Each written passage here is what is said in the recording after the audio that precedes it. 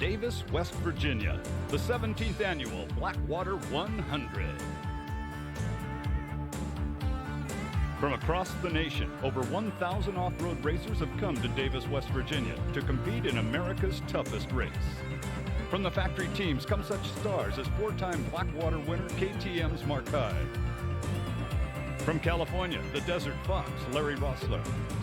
1990 BlackWater champion KTM's Tommy Norton. And eight-time Grand National cross-country champion Eddie Lojak. Battling for the ATV honors will be Indiana's Bob Sloan, Chuck DeLula, and the ever-popular Teddy Trey.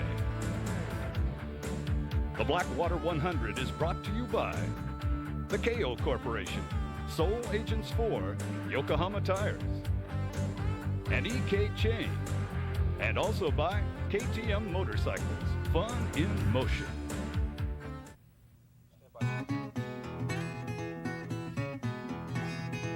The Canaan Valley in Tucker County, West Virginia, is home to the BlackWater 100. A gem of natural beauty, the Canaan Valley is abundant with wildflowers, lazy rivers, and quiet ponds.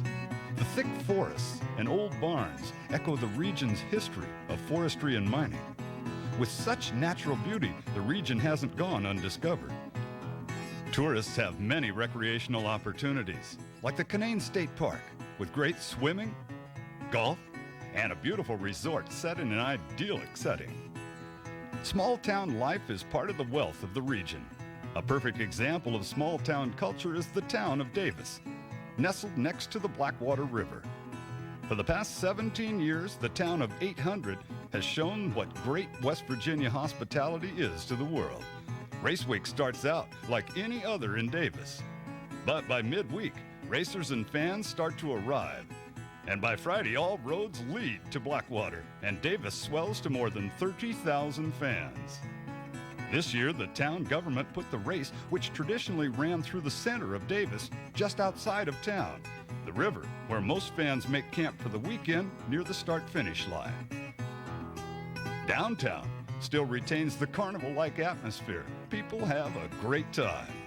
BlackWater and the character of the event makes it truly the annual Woodstock Nation of motorsports.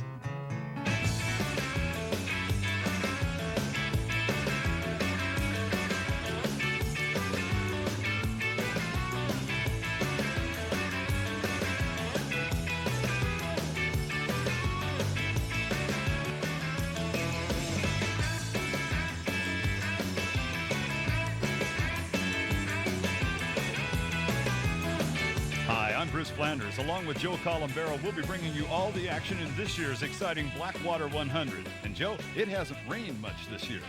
That's right, Bruce. The course is a lot drier and dustier than in the past. We spoke to some of the riders and got their impressions. It's a long race. It's a real rocky race. It's a real physical race. And like I said, you know, good decisions are what's going to win the race.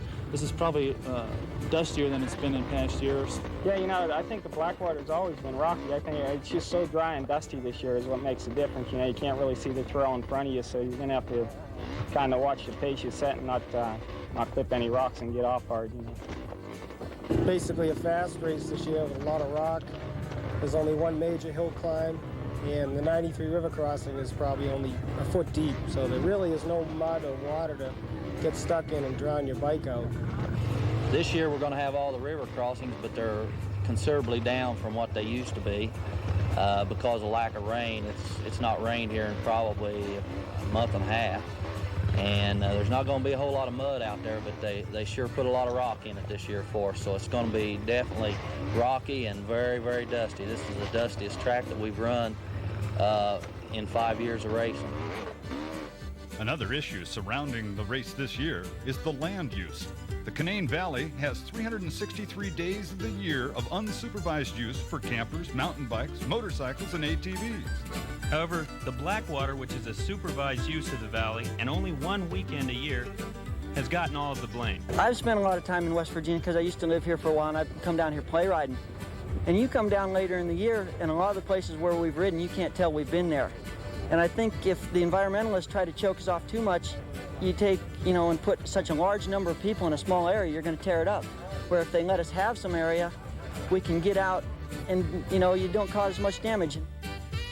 I just think the town's hurting itself not having it. I mean, it brings a lot of money into the town, and everybody has a good time. And it's only 2 days out, I mean, a year. 2 fun-filled days out of the year. The locals call it the Indy 500 of off-road racing. It's the 17th annual race. The bikes will go 100 miles, the ATVs will go 50. And to a lot of people, it's round number 7 of the AMA Grand National Cross Country Series. There's over 1,069 entries this year, bikes and ATVs in 27 different classes. And we'll watch them run through river crossings, through some thick forests. There's mud bogs and rocks galore. The course length is 25 miles per lap, and a good lap time is 1 hour and 20 minutes. That's right, and that's the fastest of the fast guys. They'll average 25 to 50 miles per hour, and the degree of difficulty on this course is extreme, and that's an understatement. Yeah, if it was skiing, it'd be a double black diamond course. Easily. Now, let's take a look at the course map so that you can see where they're going to go. And Joe, call this one for us. Well, the racers start in the campground this year, with the first major obstacle they'll hit will be the BlackWater River crossing. The course meanders from there to the Wiseco Woods, where they'll be dodging a lot of trees. Onward they go, through several other obstacles to Cabin Mountain. They not only have to climb this, but go down it. It's very treacherous, very tough. Little BlackWater River crossing is next, and then on into Barton's Woods, more tree dodging. The Yokohama Moon Rocks are probably the most treacherous part of the course. They flatten a lot of tires. And the most famous part of the course is the Route 93 River crossing. Onward from there, they go through the barrels, and that's only 1 lap of the 4-lap BlackWater. Join us right after this. Yokohama, the official tire of the AMA Grand National Cross Country Championship. What do riders have to say about Yokohama? You got to use a really good grade tire and something that's going to last you the whole race. And I choose Yokohama because it's one of the better tires out, and it holds up the whole race. And as far as tire choice, I've been riding using Yokohama tires exclusively since 1986, and I've had fantastic luck with them. So naturally, I stay with them. Team Yokohama USA is a dealer support program providing equal service and support to all racers, from amateur to professional. Yokohama Tires, committed to the rider. KTM, motorcycles that have achieved unparalleled success in national and international enduro championship competition. Year in and year out, KTM is the most widely used bike at the BlackWater 100. What do some of the KTM stars have to say? Quality bike, you know, like the KTM, it holds up great for me. I haven't really had any mechanical DNFs with it. The KTM 125 is the best 125 produced. It has the strongest motor, and it's the most reliable out of the top 4 125s being run today. No matter where, how, or when you ride, there's a KTM for you. KTM, fun in motion.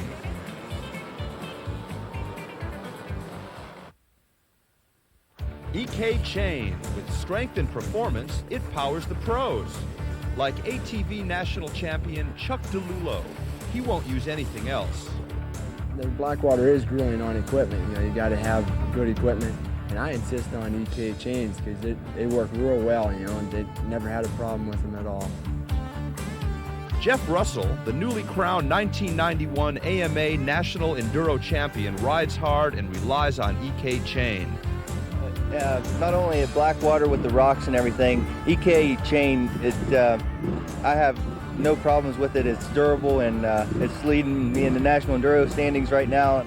EK chain, the proof is in the performance.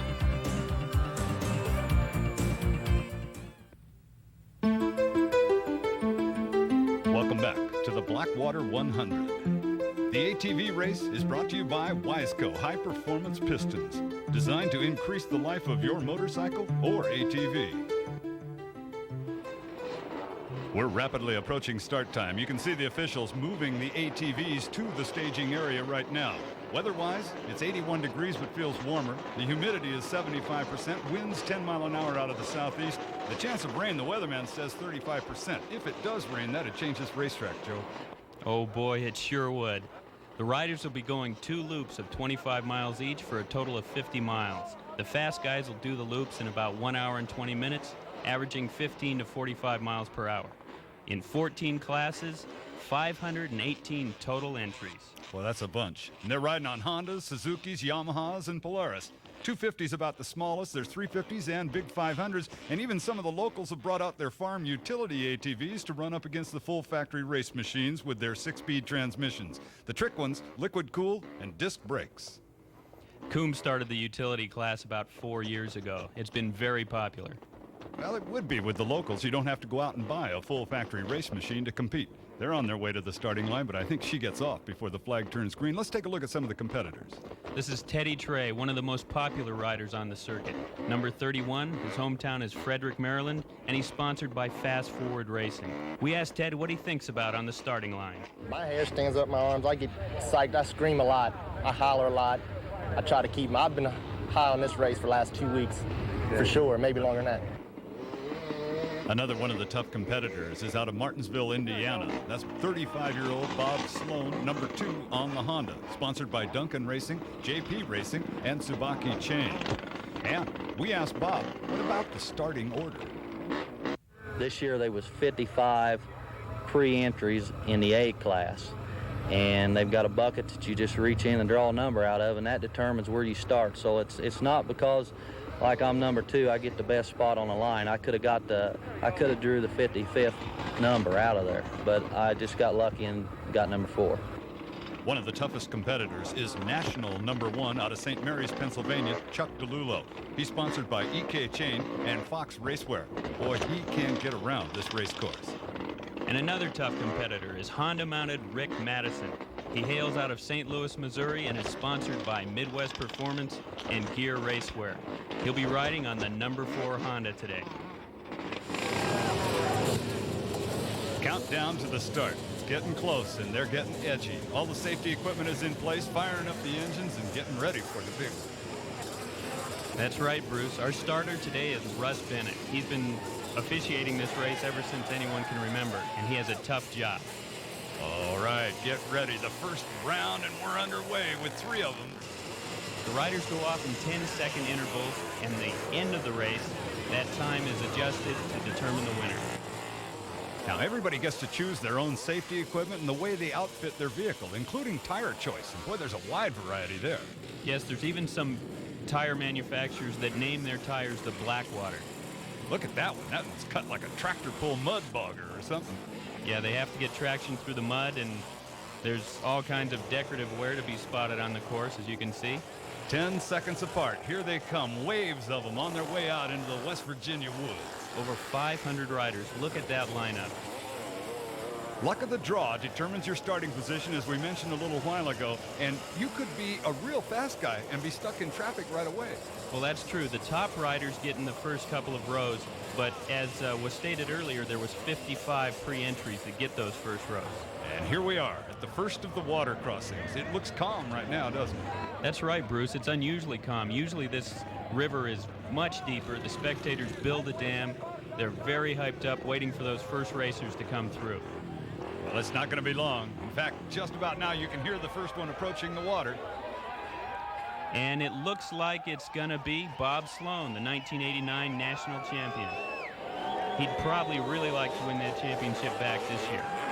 Looked like he picked a pretty good line through there. Here's Norm Bish, currently in the second place spot, and he did not start in the first row.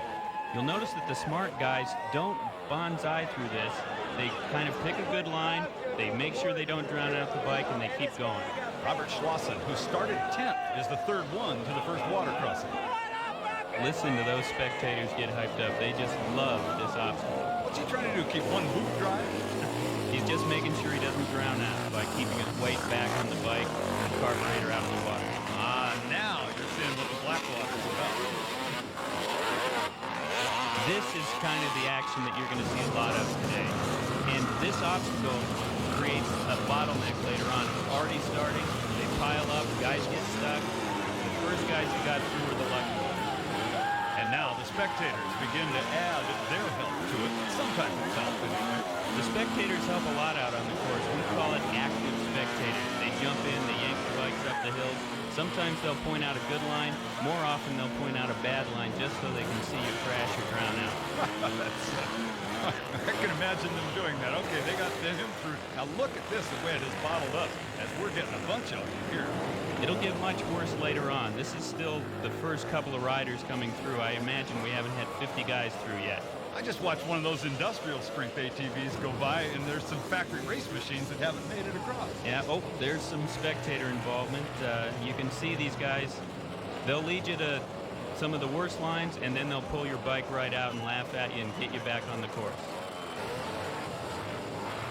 Total ATV entries this year, over 500. 500 guys are going to go through here, and over 30,000 spectators are going to help them around the course. Well, some of those spectators deserve a medal after it's done, as hard as they're working already. And wait till Mom sees the laundry. At Highway 93, they call them the mud fleas. Here we call them the river Nazis. It's 81 degrees, it's warm, and it's dry, too. Well, it's dry as far as the ground is concerned. There's a high percentage of humidity, but you can see the dust raging now as the leader heads towards us. This dust is going to be a factor. Unlike in any other year, the dust will slow up riders, much like a California desert race. Now, Joe, you've ridden this thing at least 4 times. Is it a well-marked course? Is there a chance you're going to get lost? Some of the later riders might get lost if the markers get torn down. Sometimes the spectators will take markers down so that to confuse riders. But it's a very well-marked course. You usually don't get lost, and you can usually follow other riders. Again, a good look at some of the locals as we look at another one of the water crossings here, and the leader is due.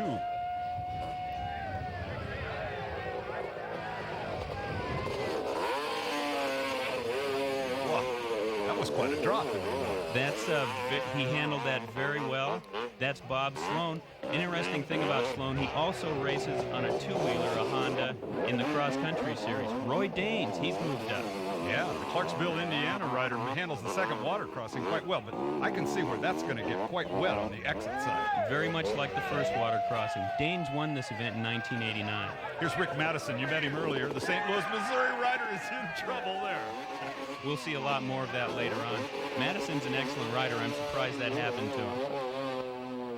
There's 2 ways into the water, slow and easy as you've seen, or bonsai it right in and try to land flat.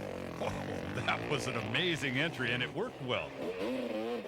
That's Chuck DeLulo, isn't it, coming through there? Yes, he's the defending national champion, and I think he's going to keep that #1 plate for next year. After the water crossing, they're off to Wiseco Woods.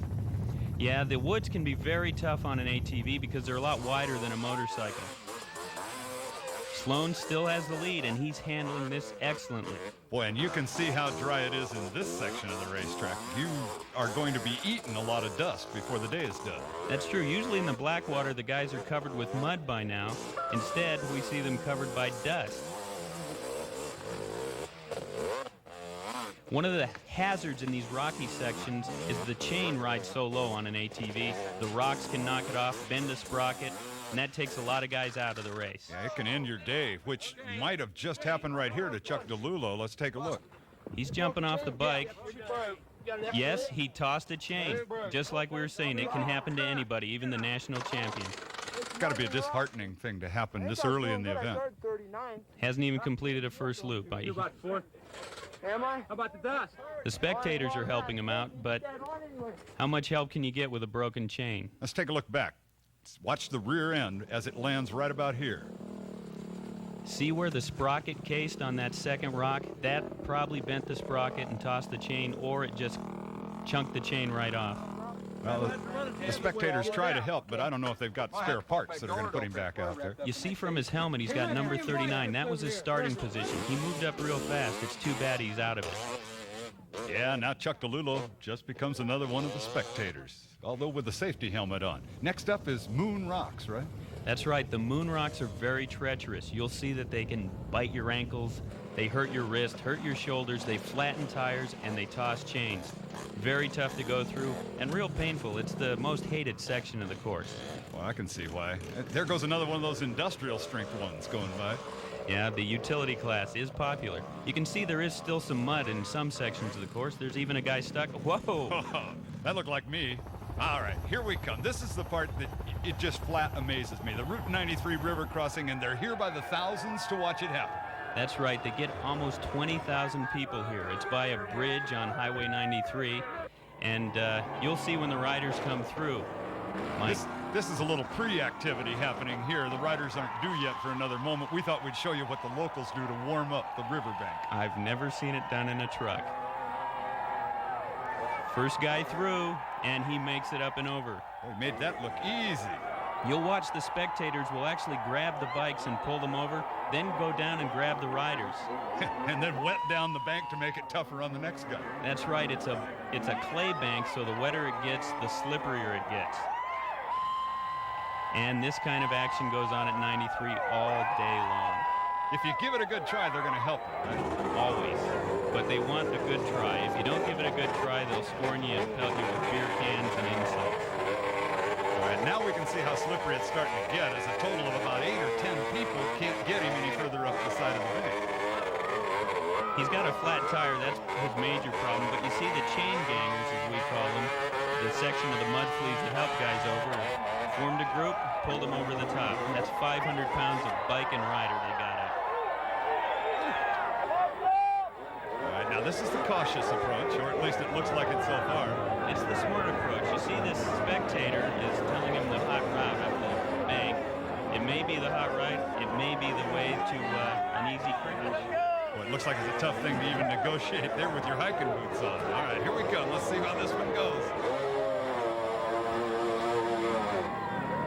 Good careful attack, but not enough throttle going up the bank. And he's swarmed upon. They just grab it anywhere. I mean, this guy's grabbing hot exhaust pipes. They're probably the bravest people in the world. We should have sent them to the Gulf for our latest war, I think. After the Route 93 river crossing, they're on the road back to Davis now, right? That's right. Heading back into Davis, they'll go through the campground. This is Bob Sloan, still leading. Now, he was pre-running the course earlier on a two-wheeler, a Honda. He crashed and cracked a rib. He's doing exceptionally well for the pain he's probably in. Oh, yeah. Gosh, you made me wince just then explaining it. And this is where the pit stops will happen as we're completing lap number 1. The riders will come through here. They'll gas up. They'll get checked through the barrels here. You see he goes through the 250A class, gets his card checked, some friends waving. Roy Dane's coming in, pointing to his flat right rear tire, trying to let his crew know we need to fix this thing. And he looks a little disoriented at the moment, doesn't he? He's looking for his pit crew, hoping they'll come rushing out to him. Instead, he has to go find them, which is unfortunate. Danes won this event 2 years ago, I believe. Okay, the fuel is already in, and they're working on that right rear tire now.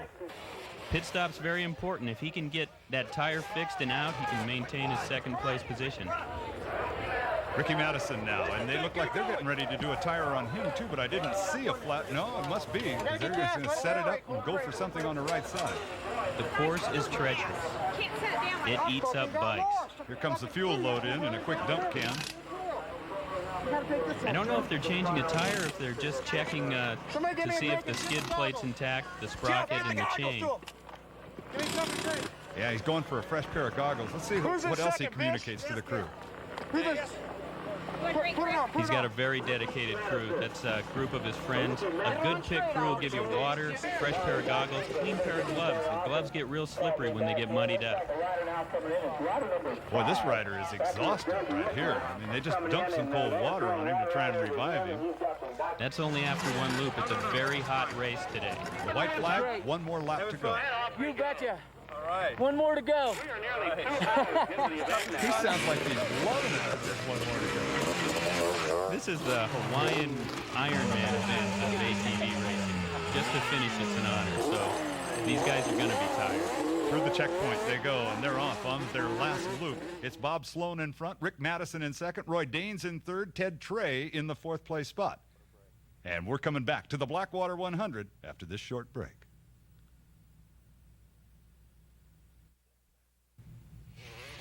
Welcome back to the BlackWater 100. The BlackWater lives up to its name. It's one tough race with riders dropping out all over the course. And who said it wasn't muddy this year?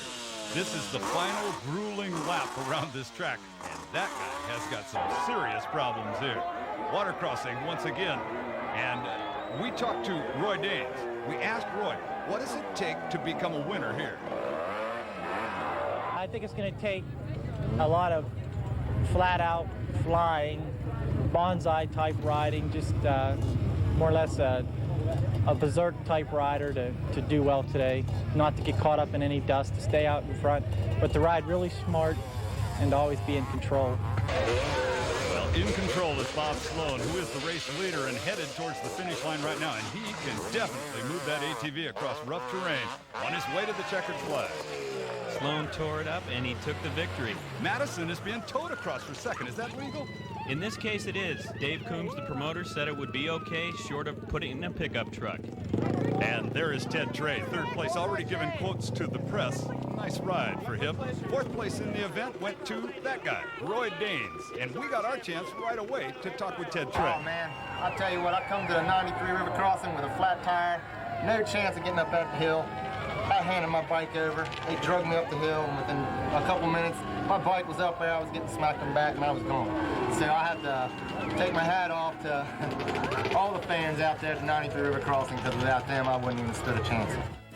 And then we asked Ricky Madison, who's shown right here, about being towed in for second place. Well, I was coming down the road. I was probably only 2 miles away, and my chain broke.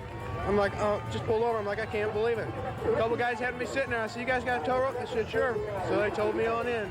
The overall winner was Bob Sloan, and we asked him about the Route 93 river crossing.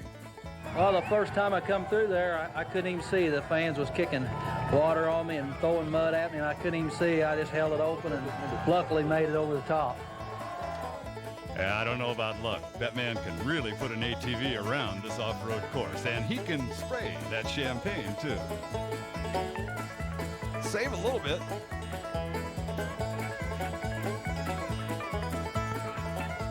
Now, let's take a look at the finishing order of the top four. The winner, Bob Sloan, 2 hours, 37 minutes, and 32 seconds. Second place, Rick Madison, 2 hours, 47 minutes, and 17 seconds, including the AAA tow job he got at the end.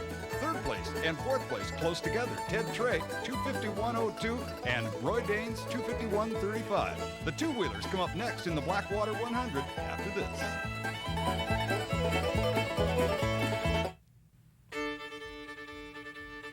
We're back at the BlackWater 100 in West Virginia for the motorcycle division. 13 different classes of two-wheelers going 100 miles or 4 laps around this race course. And the total entry, 551. That's a lot of motorcycles, Joe Columbaro. That's a lot of riders. It'll be interesting to see how many of them finish.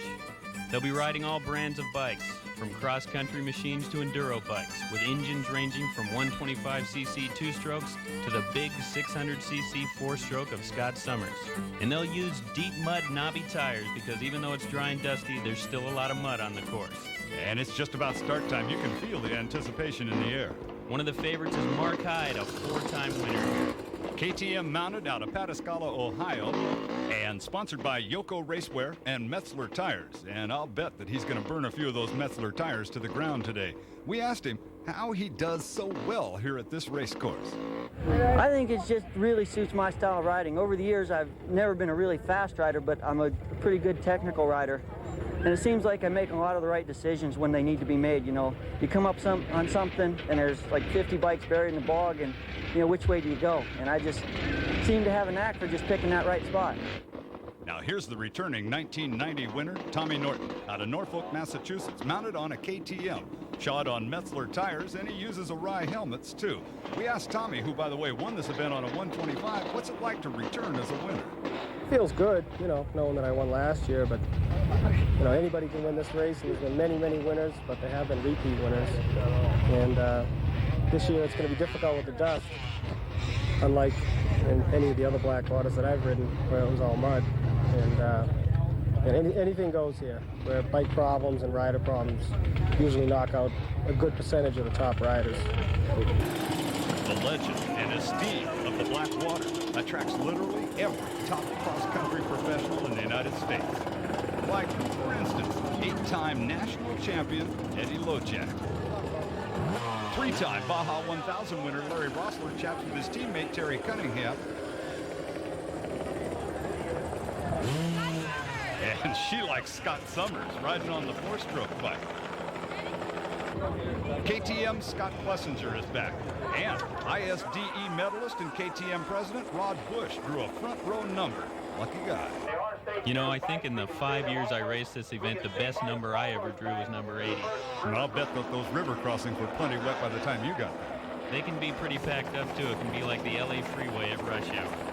Well, you can feel it in the air. They're ready to go. They've drawn thousands of people to watch this, and 550-plus motorcycles are warming up.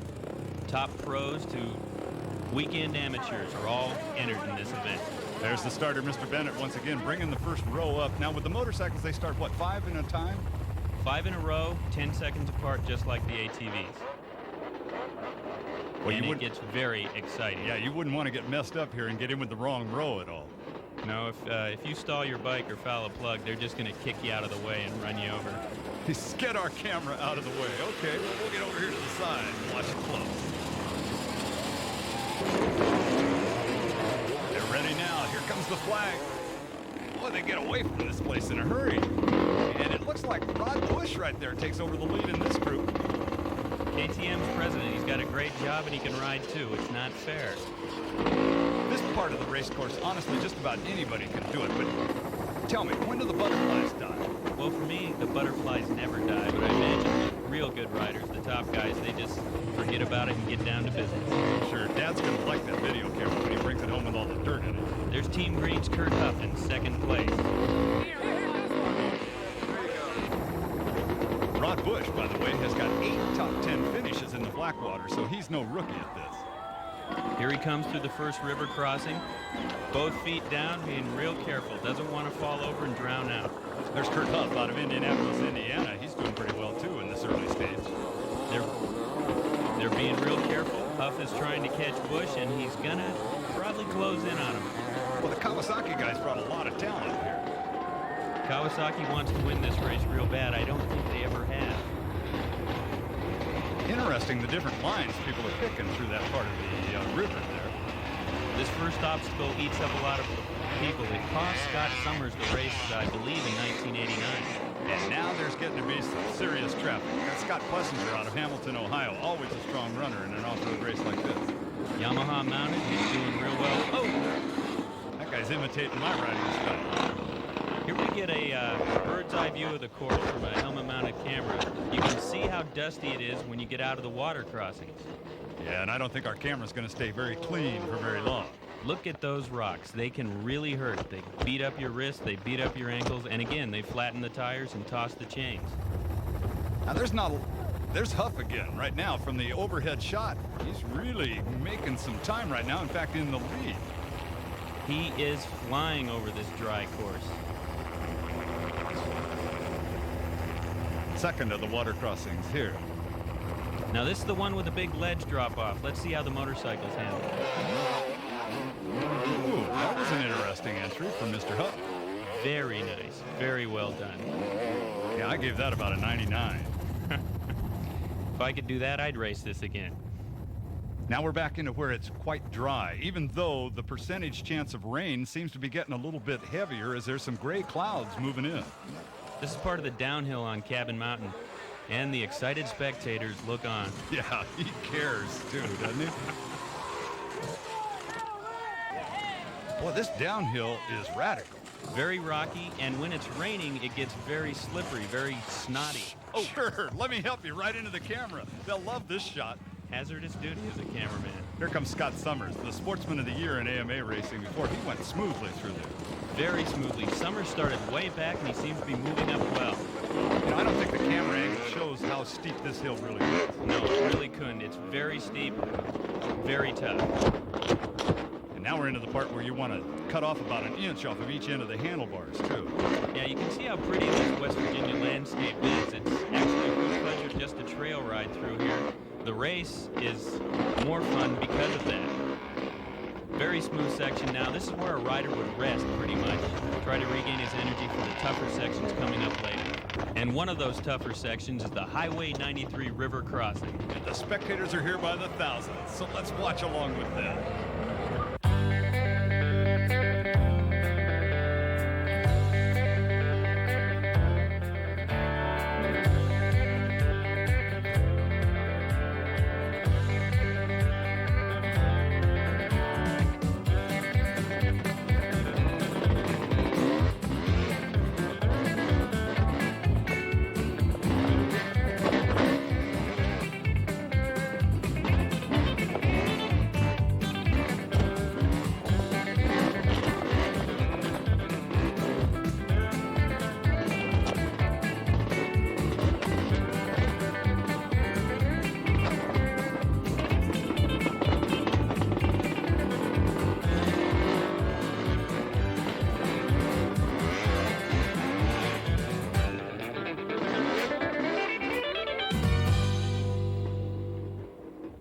There are some hard-working spectators at that river crossing. This is number 2, Jeff Russell, running 3rd place overall right now. Sure, she cares. Yeah, and then Scott Summers. Summers goes through. He's now on the run back to Davis and the finish of lap number 1 of the 4 they're going. Scott Plessinger, number 4, just went by. And as we watch them from high above in the helicopter, they're almost through with the first of the 4 laps that they're going to be going, and pit stops will be coming up here in just a moment. Pit stops are going to be crucial. These guys are going to be tired. They're going to need gas. Some of them are going to need tires. And it looks like Dwayne Connors is one of those guys. Chaos breaks loose in the Kawasaki pits. Dwayne Connor currently first and the first one back to the pit area. Let's listen for a second. Obviously, not everyone was convinced they're putting on a wheel, but they know it now. They're yelling for a wheel. This can be crucial. Scott Summers advances into first place from a 52nd starting position. The big thumper, the 4-stroke, doesn't stop for gas because they get terrific gas mileage, and he's back out on course now.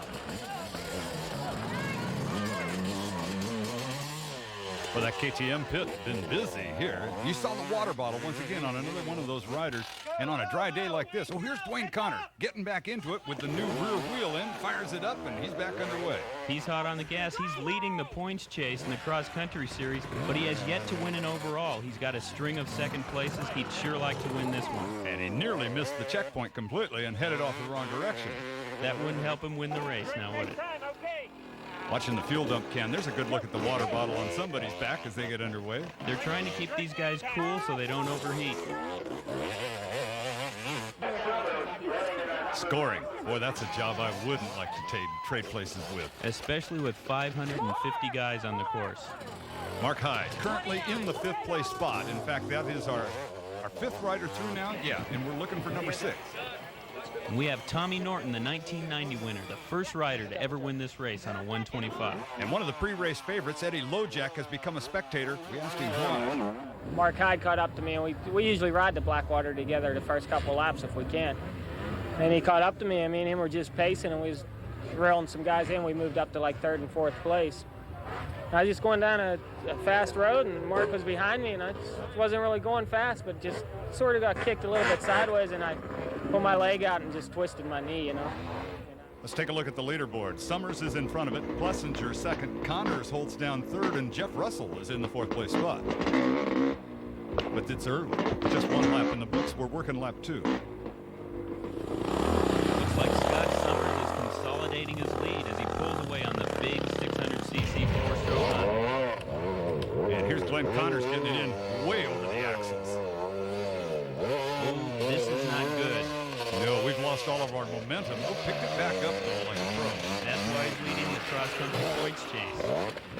He's a great rider. Makes it look pretty. Now, here's the part of the woods that would just tear my knuckles apart. The woods, the rocks, this is very technical.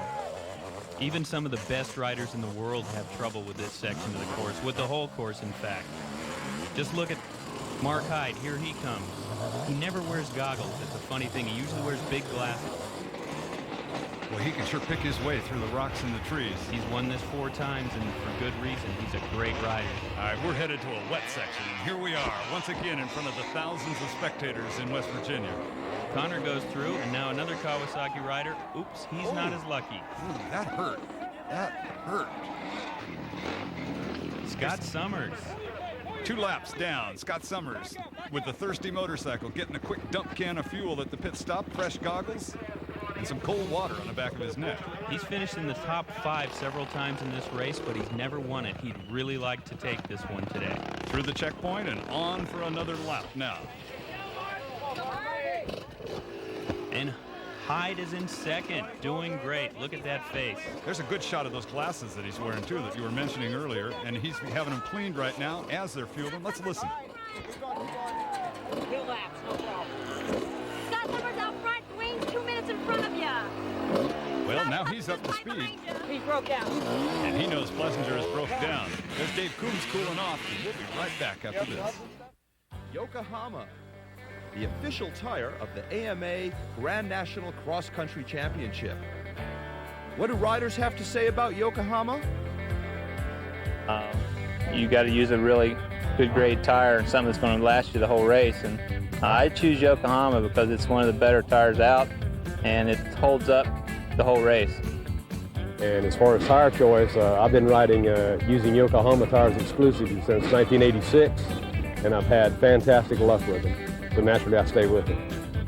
Team Yokohama USA is a dealer support program providing equal service and support to all racers, from amateur to professional. Yokohama Tires, committed to the rider.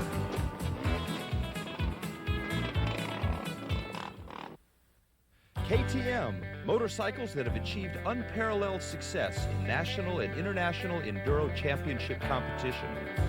Year in and year out, KTM is the most widely used bike at the BlackWater 100. What do some of the KTM stars have to say? Quality bike, you know, like the KTM, it holds up great for me. I haven't really had any mechanical DNFs with it. The KTM 125 is the best 125 produced. It has the strongest motor, and it's the most reliable out of the top 4 125s being run today. No matter where, how, or when you ride, there's a KTM for you. KTM, fun in motion.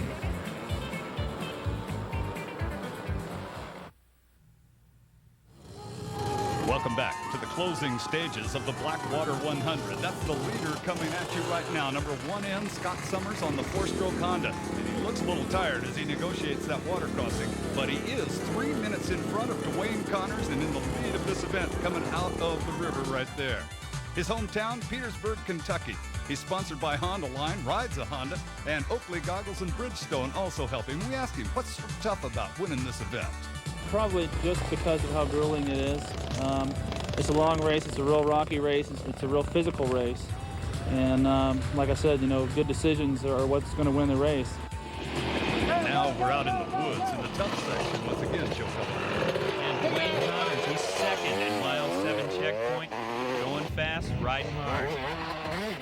Tommy Norton still motoring along. That guy can really make that little scooter run. That's right. Tommy's a New England rider, and he knows how to get through the rocky sections and the wood sections real fast. And Mark Hyde kicking up a little rooster tail as he comes sailing through. Pretty countryside. We asked one of the locals what would make this event a little better today. Great. Best race all year. I mean, yeah, look at that. Real good run. It's been good if we had, you know, some rain this year, though. I don't know if he should have asked for that, Joe. It's been one of the driest years. Now it looks like it could be one of the wettest years. This will be a big factor in the upcoming lap. Changes the complexion of this part of the race course anyway. It is not raining all over the course, but boy, some sections are getting it in buckets. Those rivers can fill up real fast. The bogs will get snotty and mustardy. It's going to be tough. It could be a real factor. Plus, it's the last lap. They're tired guys about that. They're exhausted. This is the Boston Marathon of motorcycle racing. You are a tired guy by this time. And pushing your bike out of the bogs, out of the mud, just wears you out even more. The checkpoint, they're all ready for a nor'easter, it looks like, as they've got on all their wet weather gear. Waiting at the finish line. That's what we're doing now to see who is going to win the BlackWater 100. And it is a downpour. It looks like Scott Summers coming through. The 4-stroke just churning up the ground. The big man on the Honda. He makes it look like a 125. And Wayne Connor holding down the second place spot, unable to close anymore against the 4-stroke. Another one of many second places for Connors this year. And look at him go. But when you can smell the finish line, you get a rush of adrenaline, don't you? Any racer does. That's what you dream about the whole race, especially when it's as tough as this one. 5th place, Terry Cunningham. Well, he's one of the absolute 10 best motorcycle riders in the United States. Another point of view shot of these woods. The riding can be extremely difficult at times, and then you can rest in different periods. The mud is a factor. It creates grooves, and it's downhill. Just treacherous. Uh-oh. Looks like a long walk home. Some riders push, some are still riding. They're all tired. Yeehaw! Nearly collected a spectator that time. Scorecard on that, I'd say, is a 9.9. Unfazed, and it's going on. Get it fired back up and get it out of there. One of our helicopter shots. Really beautiful country. These guys are just having a good time trying to get to the finish. Scott Summers' crew was waiting there, and here comes Summers headed to the checkered flag. This has got to be a high point of the day. 1991 Blackwater champion, Scott Summers on the four-stroke. This is terrific. He's wanted to win this for so long. He's won both the cross-country championship and the hare scrambles. Now he's won the Blackwater. Dwayne Connor for the second place finish. And it looks like Mark Hyde for third. We're coming back for the party. When visiting the beautiful Canaan Valley in West Virginia, be sure to see all it has to offer. And the place to stay is the beautiful Canaan Valley Lodge. With terrific golfing, swimming, relaxing, and a complete conference facility, the Canaan Valley Lodge is the place to stay.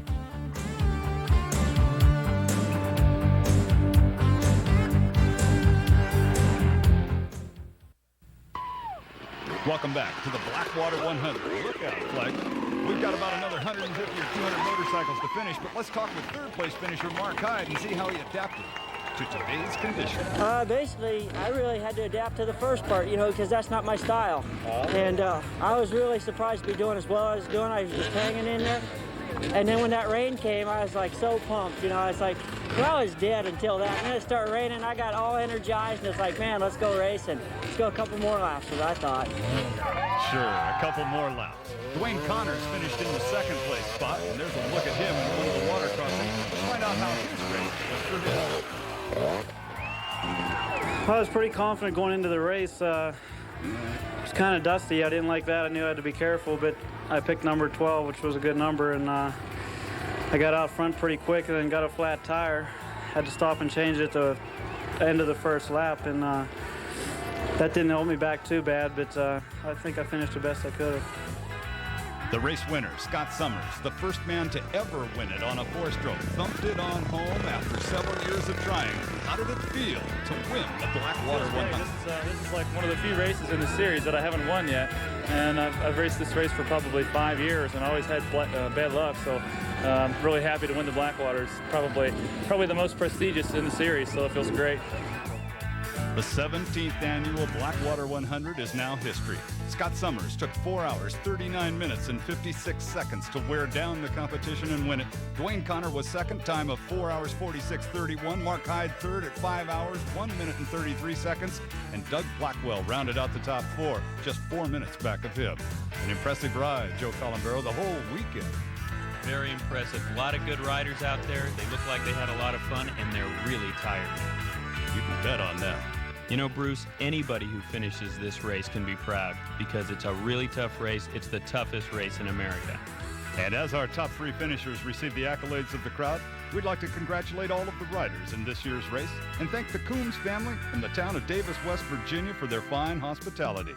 For my colleague Joe Columbaro, this is Bruce Flanders saying thanks for watching. The Blackwater 100 has been brought to you by the KO Corporation, sole agents for Yokohama Tires and EK Chain. Also brought to you by KTM, Fun in Motion, and the Canaan Valley Resort Park. We'll see you next year for the Blackwater 100.